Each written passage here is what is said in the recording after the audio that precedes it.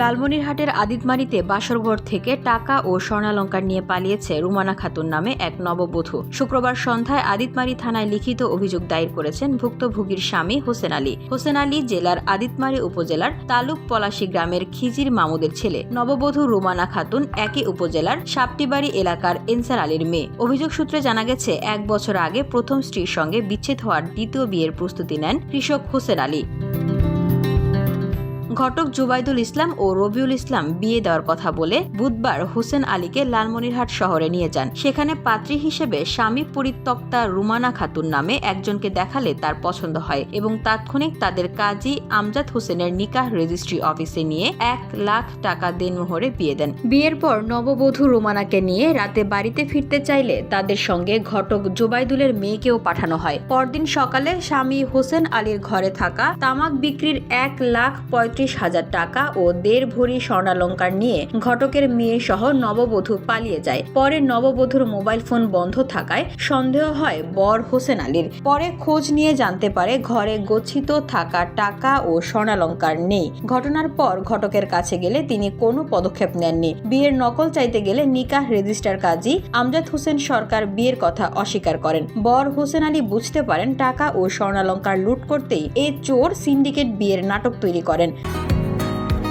বসুন্ধরা, উত্তরা, বনশ্রী, কুড়িল ও বাড্ডা সহ রাজধানীর বিভিন্ন স্থানে অভিজাত ও অত্যাধুনিক মানের ফ্ল্যাট কেনার এক নির্ভরযোগ্য প্রতিষ্ঠান প্লেজেন্ট প্রপার্টিজ লিমিটেড। তাই আপনার স্বপ্নের আবাসনের জন্য আজই যোগাযোগ করুন। Pleasant properties limited, where destiny matches eventually.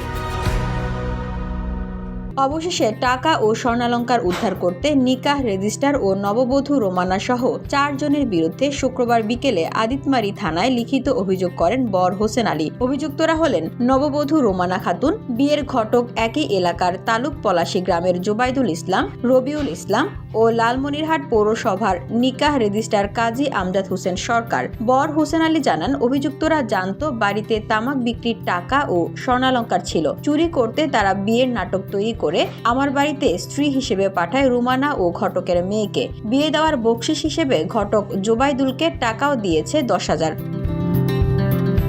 স্থানীয়রা জানান, রুমানা সহ ওই চক্রটির কাজই হলো বিয়ের নামে মানুষের সঙ্গে প্রতারণা ও জিম্মি করে অর্থ আদায় করা। তাই ওই নারী স্থায়ীভাবে কোথাও বসবাস করে না। অভিযুক্ত ঘটক জুবাইদুলকে একাধিকবার ফোন করলেও তিনি রিসিভ করেননি। নববধূ রুমানা খাতুনের ব্যবহৃত নম্বরটি বন্ধ থাকায় তার সঙ্গেও যোগাযোগ করা সম্ভব হয়নি। লালমনিরহাট পৌরসভার নিকাহ রেজিস্ট্রার কাজী আমজাদ হোসেন সরকার বলেন, রুমানা ও হোসেন আলী নামে কারো বিবাহ রেজিস্ট্রি করিনি। আদিতমারী থানার ওসি আলী আকবর বলেন, ঘটনাটি চুরি চক্রের নতুন কোনো কৌশল হতে পারে। অভিযোগ গুরুত্ব সহকারে তদন্ত করে আইনি ব্যবস্থা নেওয়া হবে।